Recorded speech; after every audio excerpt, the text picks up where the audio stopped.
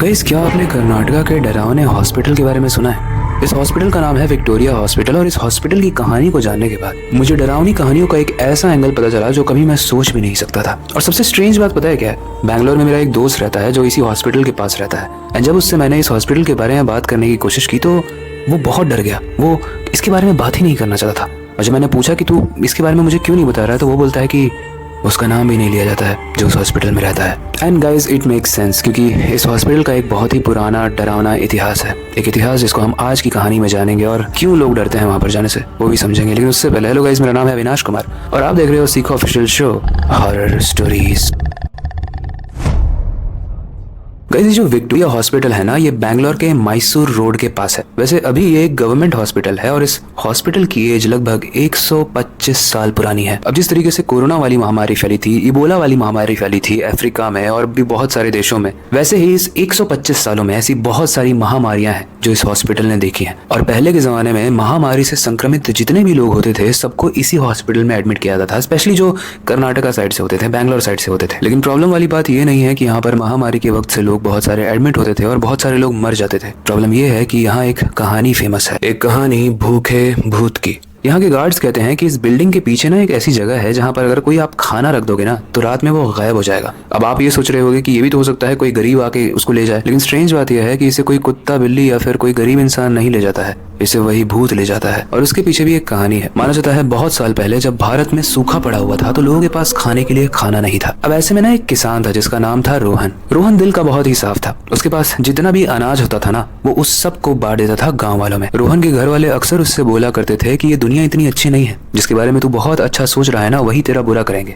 इसलिए तू बस अपने और अपने घर वालों के बारे में सोच। लेकिन कहते हैं ना कि दुनिया में भगवान ने कहीं ना कहीं अच्छे लोग रखे हुए हैं, तभी ये दुनिया अभी तक खत्म नहीं हुई है। रोहन भी वैसे ही लोगों में से एक था। उसके पास जितना भी अनाज होता था उसमें से वो 90% बांट देता था, ये सोच के कि मैं नहीं चाहता कि मेरे आसपास के गांव वाले कोई भी भूखा मरे। लेकिन गाइस, इसके बाद ना कहानी में एक बहुत ही दर्दनाक ट्विस्ट आता है। एक वक्त आया जब रोहन के खेत में ना कीड़े लग गए और उस साल उसका अनाज नहीं उगा। रोहन बहुत खुश था। उसने सोचा कि मैंने तो दुनिया की इतनी मदद की है, मैंने गांव वालों की इतनी मदद की है, मुझे कभी ना कभी तो कुछ खाना मिल ही जाएगा हर रोज। लेकिन यहाँ उसके साथ वो हुआ जो उसने कभी नहीं सोचा था। वो दर दर पर जाकर हेल्प मांगता रहा। वो बोलता रहा कि प्लीज आप मुझे खाना दे दो, इस बार मेरा खेत खत्म हो गया है, इस बार मेरे खेत में कीड़े पड़े हुए हैं, हमारे खेत में इस बार अनाज नहीं हुआ है, जिसकी वजह से मैं और मेरी फैमिली भूखे हैं। रोहन एक घर जाता, दूसरे घर जाता, हर दिन एक नया घर होता, लेकिन हर दिन एक नई निराशा भी होती। कुछ लोग तो उसे खाना दे देते थे, लेकिन भीख के बराबर। रोहन की बीवी चिल्लाकर सबसे लड़ती हुई थी कि जब वक्त था तो मेरे हस्बैंड ने, मेरे पति ने तुम सबकी मदद की, और आज जब हमें मदद की जरूरत है तो तुम लोग मदद नहीं कर रहे हो। लेकिन गाइस, कहते हैं ना, जो रोहन ने किया वो डिफरेंट था। जो रोहन के साथ हो रहा था वो नॉर्मल था, क्योंकि दुनिया ऐसी ही है, वो बस अपने बारे में सोचती है। सूखे के समय में जहाँ पर खाने की बहुत ज्यादा कमी थी, कोई भी इंसान एक दूसरे के बारे में नहीं सोच रहा था। और ऐसे में फैलती है महामारी। जब महामारी फैली तो गांव के बहुत सारे लोग संक्रमित हुए। रोहन अभी तक संक्रमित नहीं हुआ था, लेकिन वो एक अलग लड़ाई लड़ रहा था। वो लड़ाई लड़ रहा था खाने की, भूख की। एंड गाइस, ये तो आपने भी सुना होगा ना कि पेट की भूख ऐसी होती है जो आपसे कुछ भी करवा लेती है। रोहन को इस बात पर बहुत गुस्सा आया कि कोई भी उसकी हेल्प नहीं कर रहा है, तो हर रात को निकलता और लोगों के घर से खाना चुराने लगता। स्पेशली वो उन घरों को टारगेट करता जिसमें महामारी वाला कोई ना कोई पेशेंट रहता है, क्योंकि वो पेशेंट बहुत कमजोर होता है और अगर वो देख भी ले रोहन को तो वो कुछ नहीं कर पाएगा। अब कुछ दिन तक तो रोहन का घर चला, उसके घर वाले खाना खा पा रहे थे, वो भी खा पा रहा था। लेकिन जब मुखिया को ये बात पता चली तो जानते हो गाइस मुखिया ने क्या किया? मुखिया ने उस गांव के बीचों बीच में रोहन को बांधा और गांव में एक इंसान को ना कॉलेरा हुआ था और रिसेंटली में ही उसकी मृत्यु हुई थी। उसकी डेड बॉडी सामने ही पड़ी हुई थी, तो वो उसकी डेड बॉडी को चीर कर उसमें से खून निकालता है और उस खून को रोहन के मुंह में जबरदस्ती डलवाता है। इसके बाद उसको 100 कोड़े मरवाता है, उसकी स्किन फट के नीचे गिरने लगती है। वो भूखा रोहन, वो दयालु रोहन जिसने सबकी मदद की थी, आज उसके साथ क्या हो रहा है, इस चीज को देखने के बाद भी गांव वाले उसकी हेल्प नहीं कर रहे थे। एंड इसके बाद गाइस कुछ ऐसा हुआ जो आप सोच भी नहीं सकते। रोहन को गाँव के बीचों बीच जिंदा जलाकर मार दिया गया। एंड गाइस, इसके बाद ना उस गाँव में महामारी बहुत ज्यादा बढ़ गई। लगभग गाँव के सारे ही लोग इंक्लूडिंग मुखिया सब उस हॉस्पिटल में भर्ती हो गए। उस गांव को पूरी तरीके से खाली कर दिया गया। एंड जब गांव के वो सारे ही लोग हॉस्पिटल में एडमिट हो गए तो कुछ ही दिनों के बाद ऐसी न्यूज आई कि गांव के सारे ही लोग महामारी से मर चुके हैं और हर वो इंसान जो उस गांव का था उसके रूम में एक परछाई देखी गई है, एक परछाई जो उसी भूखे रोहन की थी। तब से गाइस ये कहानी फेमस है कि जो भी इंसान उस हॉस्पिटल में जाता है उसे खाना चढ़ाना ही पड़ता है ताकि वो रोहन उसे तंग ना करे। अब ऐसे में ना इसी गवर्नमेंट हॉस्पिटल में, इसी विक्टोरिया हॉस्पिटल में एक नए डॉक्टर की पोस्टिंग होती है। डॉक्टर ना हार्ट स्पेशलिस्ट था। मतलब जो हार्ट से रिलेटेड बीमारियां होती है ना, उसको ये देखता था। जब उसकी पोस्टिंग इस हॉस्पिटल में हुई थी तो उसे बताया गया था कि इस हॉस्पिटल में ना थोड़ा संभल के रहना।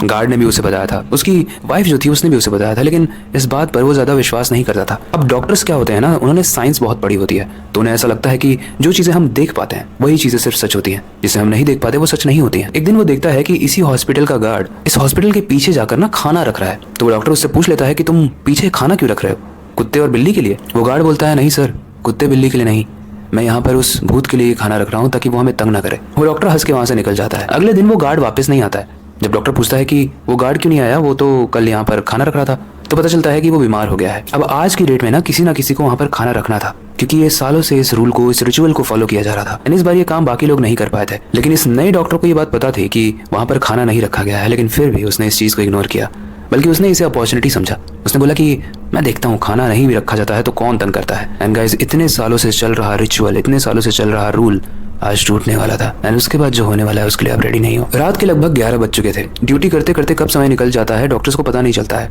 सारे डॉक्टर्स जा चुके थे एंड अब बस यही डॉक्टर था जो नया डॉक्टर आया था। वो घर जाने के लिए अपना बैग उठाता है, सब कुछ सेट करके, तभी वो देखता है कि सामने से कोई परछाई निकली। उसको लगता है कि शायद कोई डॉक्टर होगा जो रह गया होगा, इसलिए वो बोलता है कि कोई है क्या वहाँ पे, लेकिन वहां से कोई आवाज नहीं आती।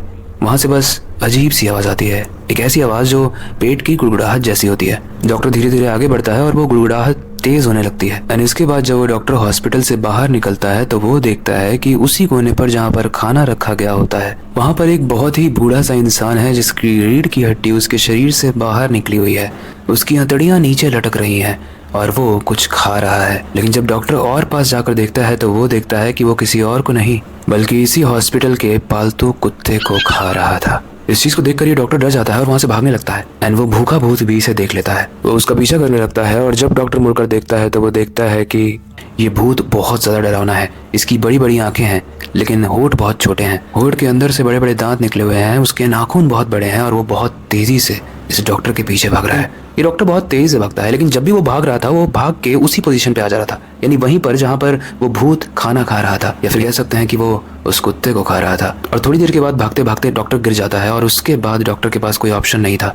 वो हार मान चुका था अपनी जिंदगी से। उसे लग गया था कि ये भूत शायद अब उसे खा जाएगा, लेकिन वो भूखा भूत अपनी अतड़ियों को अपने पेट में डालते हुए उसके करीब आता है और बोलता है कि मैंने कहा था ना मेरा खाना रख दिया करो, आज मैंने कुत्ता खा लिया, लेकिन आगे से यहाँ रोज मुझे खाना चाहिए। ये बोलकर वो भूत चला जाता है और डॉक्टर को सांस में सांस आती है। उसे लगता है कि उसने मौत को इतने करीब से देखा जितने करीब से शायद किसी ने भी नहीं देखा होगा। एंड गाइस, उस दिन के बाद से माना जाता है कि इस रिचुअल को आज तक फॉलो किया जाता है। विक्टोरिया हॉस्पिटल में आज भी कोई मरीज आए चाहे ना आए, कोई डॉक्टर आए चाहे ना आए, लेकिन उस हॉस्पिटल के पीछे खाना आज भी रखा जाता है ताकि वो किसी को भी तंग ना करे। ये कहानी यहीं तक थी। अब इसमें कितना सच है कितना झूठ वो आप हमें कमेंट सेक्शन में बताओ, लेकिन कहानी तो यही है। आई होप आज की कहानी आपको हमेशा की तरह पसंद आई होगी एंड थोड़ा सा डर भी लगा होगा। बाकी और ऐसी इंटरेस्टिंग कहानियां और डरावनी कहानियां आने वाले एपिसोड्स में आने वाली हैं, इसलिए मेक श्योर करना कि आप आने वाले एपिसोड्स को मिस ना करो। अगले वक्त आ चुका है इस वीडियो का एंड करने का और नई सुपर इंटरेस्टिंग और डरावनी वीडियो पर काम शुरू करने का। लेकिन जाने से पहले मैं हमेशा की तरह एक ही चीज कहना चाहूंगा, अपनी क्यूरियोसिटी को डाय मत होने देना, नई चीजें सीखते रहना, अपने बेड के नीचे और खिड़की के बाहर जरूर देख लेना।